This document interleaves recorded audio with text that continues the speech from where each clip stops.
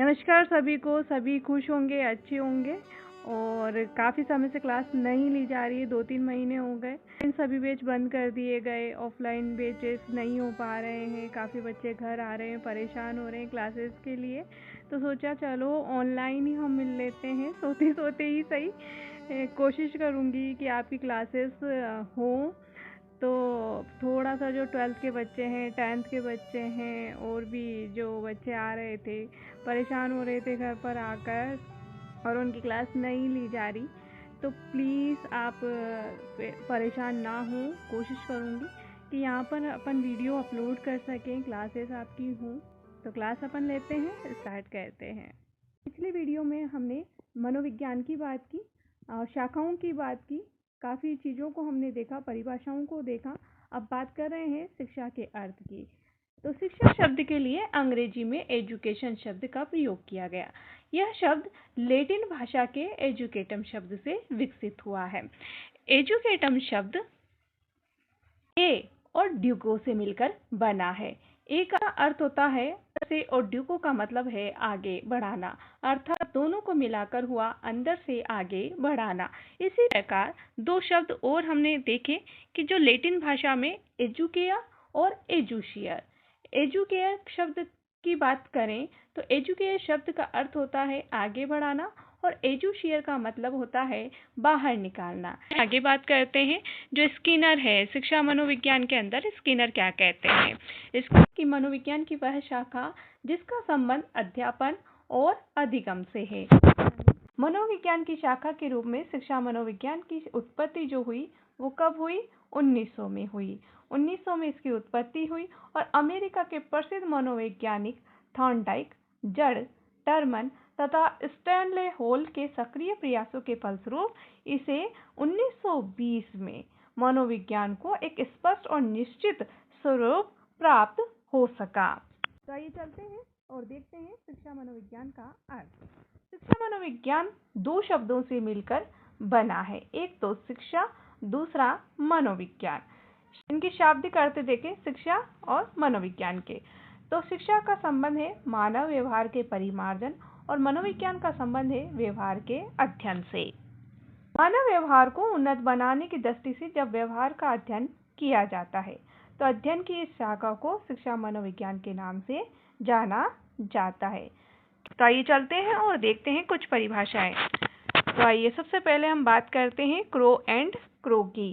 Crow and crow कहते हैं कि शिक्षा मनोविज्ञान व्यक्ति के जन्म से लेकर वृद्धावस्था तक सीखने के अनुभवों का वर्णन तथा व्याख्या करता है। दूसरी परिभाषा स्टीफन की है। स्टीफन क्या कहते हैं कि शिक्षा मनोविज्ञान शैक्षिक विकास का क्रमबद्ध अध्ययन है। कॉलसनिक कहते हैं, क्या कहते हैं कॉलसनिक? शिक्षा मनोविज्ञान मनोविज्ञान के सिद्धांतों और परिणामों का शिक्षा के क्षेत्र में अनुप्रयोग है। आइए चलते हैं आगे। स्किनर क्या बोलते हैं? स्किनर बोलते हैं कि जो शिक्षा मनोविज्ञान है मानवीय व्यवहार का शैक्षिक परिस्थितियों में अध्ययन करता है। जॉन स्ट्रेवर कहते हैं शिक्षा मनोविज्ञान मनोविज्ञान की वह शाखा है जो शिक्षा में मनोवैज्ञानिक सिद्धांतों तथा खोजों के प्रयोग के साथ ही शिक्षा की समस्याओं के मनोवैज्ञानिक अध्ययन से संबंधित है। आइए चलते हैं प्रोफेसर ट्रो के अनुसार। प्रोफेसर ट्रो कहते हैं कि शैक्षणिक परिस्थितियों में अध्ययन करना ही शिक्षा मनोविज्ञान है। शिक्षा मनोविज्ञान की प्रकृति। आइए चलते हैं शिक्षा मनोविज्ञानिक प्रकृति क्या है। पील कहते हैं कि शिक्षा मनोविज्ञान शिक्षा का विज्ञान है। शिक्षा मनोविज्ञान की प्रकृति वैज्ञानिक है। निम्नलिखित बिंदुओं से दर्शाते हैं। कौन कौन से हैं वो बिंदु? आइए समझते हैं, जानते हैं। यह एक व्यवहारिक विधायक विज्ञान है। शिक्षा मनोविज्ञान का संबंध अतीत की अपेक्षा वर्तमान की घटनाओं के क्या और क्यों से होता है। शिक्षा मनोविज्ञान के अध्ययन से प्राप्त निष्कर्ष और सामान्यीकरण पर्याप्त विश्वसनीय होते हैं और इस प्रकार विज्ञानों की भांति इन्हें समान परिस्थितियों में व्यवहार की भविष्यवाणी करने के लिए प्रयोग किया जा सकता है। इसके सिद्धांत कैसे होते हैं? सार्वभौमिक होते हैं। नकारात्मक विज्ञान की अपेक्षा यह एक सकारात्मक विज्ञान है। यह शिक्षा के कैसे, कब और कहाँ जैसे प्रश्नों के उत्तर पर ध्यान केंद्रित करते हैं। हम क्या पढ़ रहे हैं? प्रकृति पढ़ रहे हैं कि कैसे ये विज्ञान है। शिक्षा मनोविज्ञान सदैव सत्य की खोज में रहता है और सीखने वाले के व्यवहार का उसके शैक्षिक वातावरण के संबंध में अध्ययन करता है। आधुनिक विचारधाराओं की बात करें तो जो बालक है उसे सर्वोपरि माना गया है आधुनिक विचारधारा में। और पहले क्या मानते थे हम?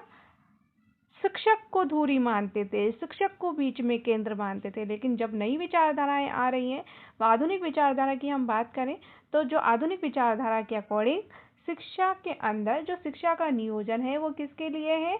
बालक के लिए है। और बालक के अनुसार ही क्या होनी चाहिए? शिक्षा होनी चाहिए। जो आधुनिक विचारधारा है वह बोलती है कि जो शिक्षा का नियोजन है वह भी बालक के लिए होना चाहिए और बालक के अनुसार ही शिक्षा होनी चाहिए। यानी बालक ही सर्वे सर्वा। क्या हुआ? बालक ही सर्वे सर्वा हुआ। इसलिए शिक्षा मनोवैज्ञानिकों ने बालक या शिक्षार्थी को शिक्षा का केंद्र बिंदु माना। अब बात करते हैं बालक के लिए शिक्षा मनोविज्ञान का महत्व कैसे है। तो पहले हम बात करते हैं वंशानुक्रम एवं वातावरण के ज्ञान की। तो शिक्षा, जब बालक को वंशानुक्रम एवं वातावरण का ज्ञान होगा तो किसकी सहायता से? शिक्षा मनोविज्ञान की सहायता से। तो वह क्या होगा? खराब वातावरण से अपने आप को दूर रख सकता है। दूसरा है योग्यताओं और क्षमताओं का ज्ञान। शिक्षा मनोविज्ञान के अंतर्गत योग्यताओं और क्षमताओं को जब ज्ञान होगा तो शिक्षा मनोविज्ञान की सहायता से तो वह अपने अनुकूल विषय क्या कर सकेगा? चुन सकेगा, अपनी कमियों को दूर कर सकेगा। फिर बात करते हैं मूल प्रवृत्तियों एवं रुचियों का ज्ञान। अगर बालक को मनोविज्ञान की सहायता से मूल प्रवृत्तियों का ज्ञान होता है तो वह कोई भी व्यवहार उसकी रुचि एवं मूल प्रवृत्ति के अनुसार होता है। इस प्रकार वह अपने व्यवहार को क्या कर सकता है? नियंत्रित कर सकता है। आइए चलते हैं चौथे पॉइंट की तरफ, मानसिक क्रियाओं का ज्ञान। अगर बालक को मानसिक क्रियाओं का ज्ञान है शिक्षा मनोविज्ञान के द्वारा तो वह क्या कर सकता है? अपनी मानसिक क्रियाओं को सुधार सकता है और आगे बढ़ सकता है। जैसे सीखने की जो प्रवृत्ति है उसकी किस प्रकार से वो सीख सकता है, स्मरण करने, तर्क करने, विचार करने आदि जो उसकी मानसिक क्रियाएं हैं उसे अगर शिक्षा मनोविज्ञान की सहायता से इन चीज़ों का ज्ञान हो जाता है कि किस प्रकार से वो क्या करे तो क्या कर सकता है? अपनी मानसिक क्रियाओं को सुधारने का प्रयास कर सकता है और आगे बढ़ने का प्रयास कर सकता है। पांचवा पॉइंट हम यहाँ लेंगे आत्म मूल्यांकन एवं मापन की विधियों का ज्ञान। और मापन की विधियों का ज्ञान है तो वह किसी भी परिस्थिति में, किसी भी स्थिति में अंदाजा लगा सकता है और उसमें प्रगति कर सकता है। आगे चलिए, ये तो बात की थी हमने बालक की। अब बात कर रहे हैं शिक्षक की। तो